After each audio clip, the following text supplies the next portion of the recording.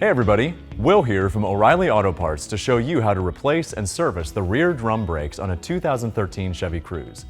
Procedures will be similar for most Cruze models from 2011 to 2015, but be sure to know the specifics for your vehicle before getting started. Once you've got your supplies together, here's what you'll do. Park on a level surface and leave your parking brake off. If the parking brake is engaged, your brake drums will likely be stuck or difficult to remove. Remove the wheel cover, if equipped, then use a lug wrench or 19mm socket and breaker bar to loosen the lug nuts on the rear wheels. Chock the front wheels, then use a jack and jack stands to lift and support the rear end of the car. Remove the rear wheels. On the side where you'll be working first, remove the brake drum. There is likely a screw in place on the brake drum that secures it to the axle, which will need to be removed.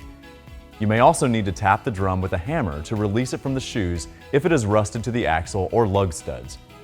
With the drum removed, it's a good idea to snap a photo of the assembly so that you'll have a reference when it's time to put it all back together. Use a hook, pliers, or a screwdriver to disengage the hook end of the adjuster spring toward the top of the assembly from the adjuster actuator lever. Release the adjuster actuator lever from the adjuster assembly, then remove the adjuster assembly. Remove the brake retainer springs by using your pliers or drum brake spring tool and twisting the caps to the release position. Remove the lower spring and the front brake shoe.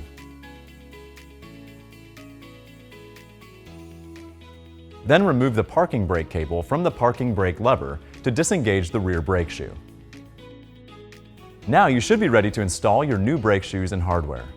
This is also a good opportunity to check your wheel cylinder for leaks and replace it if needed, as well as to clean the backing plate using brake cleaner and a rag. Start reinstalling parts by installing the parking brake cable to the parking brake lever.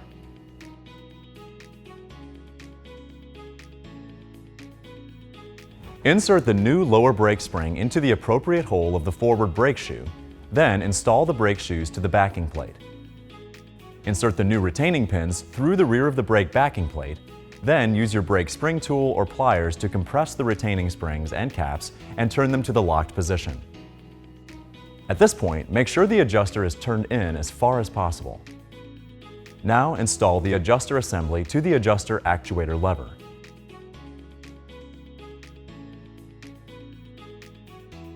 Now install the adjuster spring. Make sure that the loop end of the spring is fully seated on the actuator lever tab.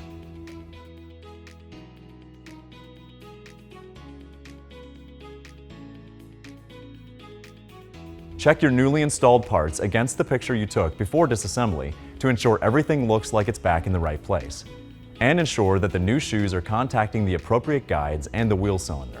Keep in mind it's usually best to replace the brake drum when completing a brake shoe service, but you can also resurface the brake drum if it's not excessively worn and reuse it. Most O'Reilly Auto Parts locations offer brake drum and rotor resurfacing for a fee. You can learn more about this service at your local store. Once you've got your new or resurfaced brake drum, use calipers to measure the inside of the brake drum at its widest point. Lock the calipers at this measurement using the set screw if equipped. This measurement will be used to set the spread and width of the brake shoes using the adjuster.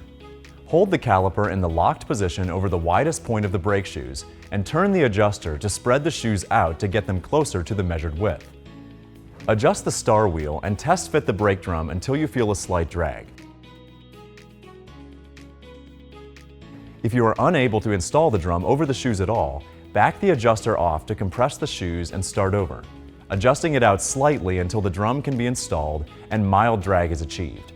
Before installing a new brake drum, use brake cleaner and a shop towel or rag to clean the friction surface of any cutting oils.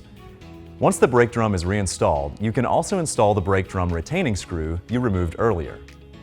It's usually a good idea to complete a brake service on both sides at the same time, so repeat these steps on the other side.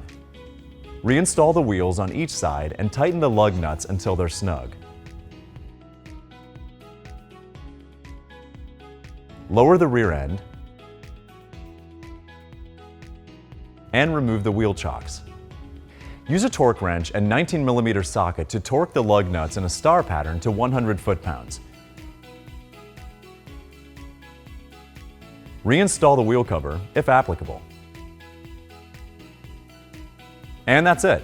You'll find everything you need for this and other jobs at your local O'Reilly Auto Parts store or O'ReillyAuto.com. If you're not completely comfortable doing this yourself, we'd be happy to recommend a professional shop or certified auto repair service center in your area. And be sure to subscribe so you'll see all our new video content. We'll see you again soon.